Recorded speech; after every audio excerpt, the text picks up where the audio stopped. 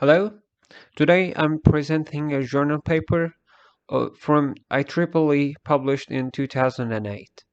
Cache pairs a new approach for eliminating dead blocks and increasing the cache efficiency. Introduction.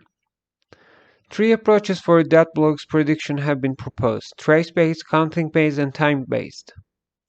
Trace-based predictor, which predicts a block that once it has been accessed by a certain sequence of instructions. They use the predictor to trigger prefetches into the L1 data cache.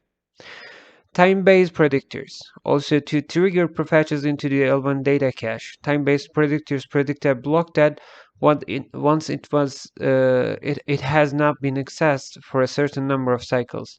Counting data predictor, which predicts a block that once it has been accessed a certain number of times. They use the predictor to optimize cache replacement policy and to bypass zero reuse blocks.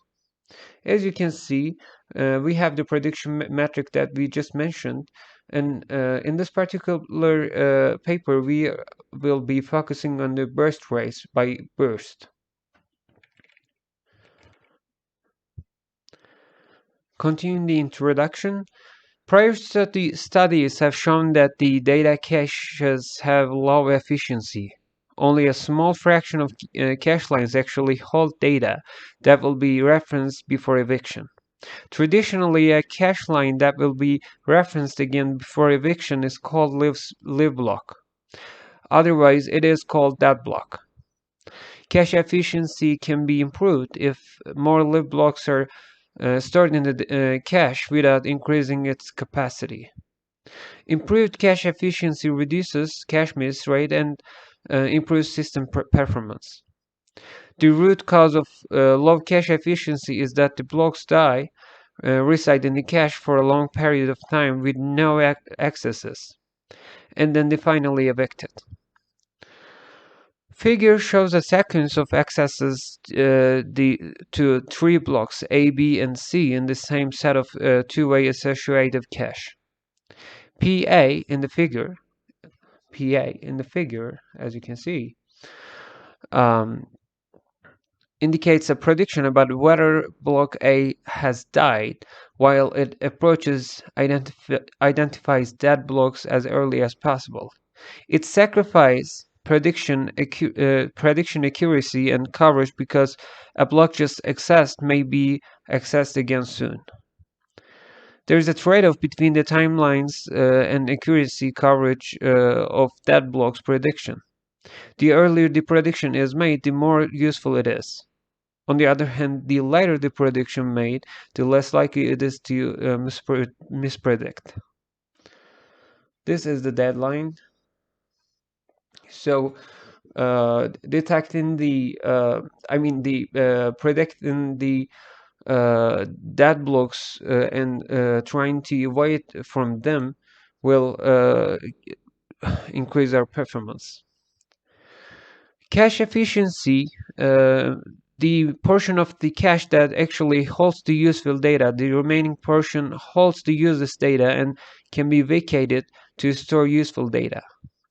Table 1 in the figure shows the cache efficiency of a set of SPEC 2000 benchmark and several other benchmarks measured using SimAlpha, which models on Alpha 21,264 processor, the geometric mean of the baseline.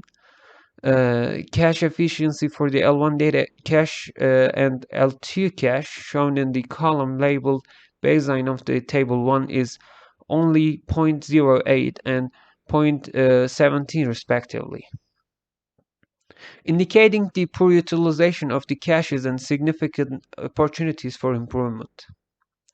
To improve cache efficiency, a cache must identify dead blocks early and replace them with the useful blocks.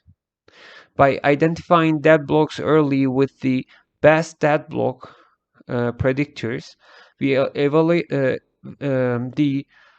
proposal is to evaluate for the L1 and L2 caches and replacing them with new blocks through prefetching the L1 efficiency more than doubles and the L2 efficiency improves by 60% as shown in the columns table optimized in the table. As you can see, in here we have improvement over 2 times, and in here we have the improvement about 60%. As you can see, this is the baseline for L1, for L2, and the improvement, as you can see, is quite reasonable. Single-threaded workloads. Prior that block's predictors also update the history of the block every time the block is referenced. A prediction about whether a block has died is made based on the individual reference history of each block. However, how a block is accessed in the L1 cache may depend on the control flow path the program takes, the value offset of the reference data in the block, and the other parameters. These variations can cause the individual reference history of a block to be irregular and cause problems for existing dead block predictors.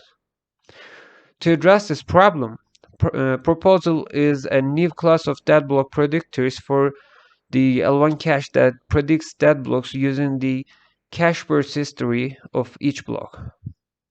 A cache burst begins when a block moves into the MRU position and end when it moves out of the MRU position. MRU is the most recent unit. In these new dead blocks, prediction schemes, the contiguous reference block receives in the MRU position are grouped into the cache bursts. In the figure block, A receives two. In the figure 1, block A receives 2 cache bursts. A prediction about whether a block has died is made only when it becomes non-MRU. The block's cache burst history. Because the cache burst history hides the irregularity in the individual references, it is easier to predict than individual reference history for the L1 caches.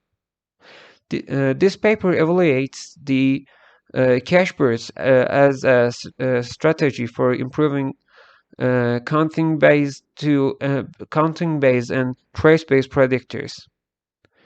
Cache bursts only work well at the L1 cache. For the L2, counting based predictors work best. We will be showing the result table after in the next slides.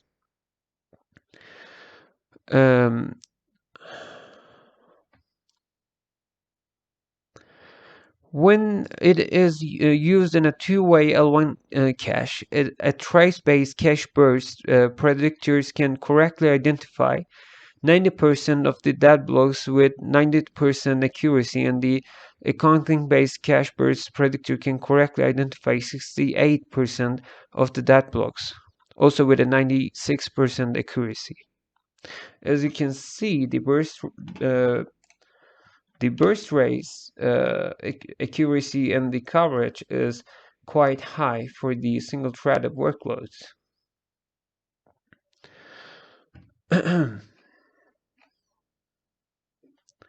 For a 16-way L2 cache, the improved counting-based predictor can identify 67% of the dead blocks with 89% accuracy.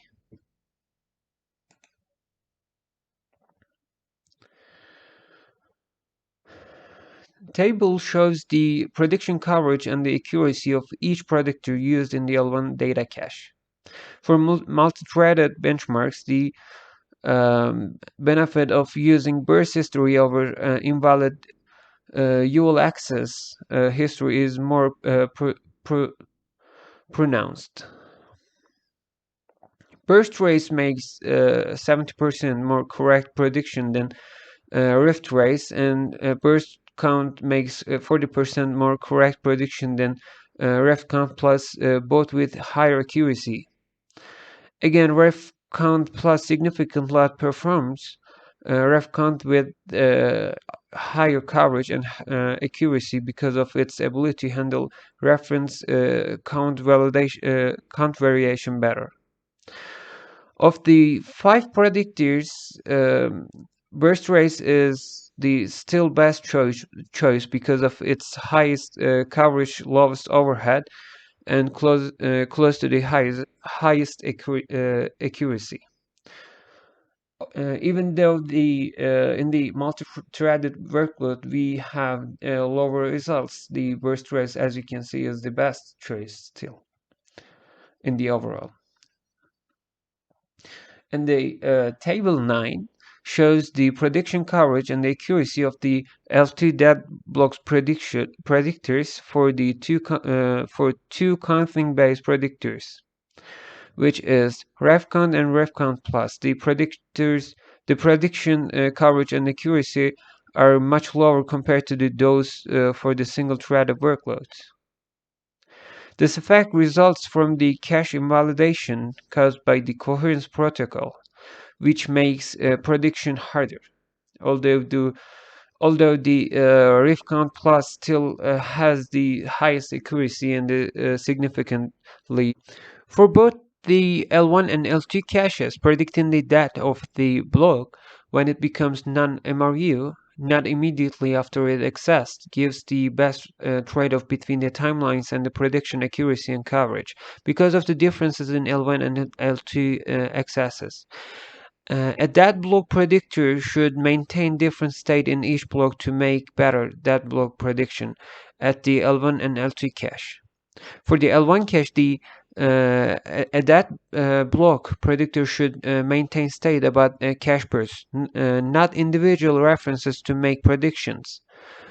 Cache bursts are more predictable because they hide the regularity of individual references. Therefore, burst-based prediction can correctly identify more dead blocks while making fewer predictions. The best burst-based predictor can identify 96% of the dead blocks in the L1D cache with 96% accuracy, as we have seen in the previous slide. For the L2 cache, a dead block predictor should maintain state about reference counts to make predictions. To cope with reference count variations, we optimize an existing predictor by using more up-to-date history information to increase prediction accuracy and filtering out sporadic smaller reference count to increase the prediction coverage. The improved prediction can identify 66% of the dead blocks in the L2 cache with 89% accuracy. And that's it for this paper. Thanks for listening. You all have a good one.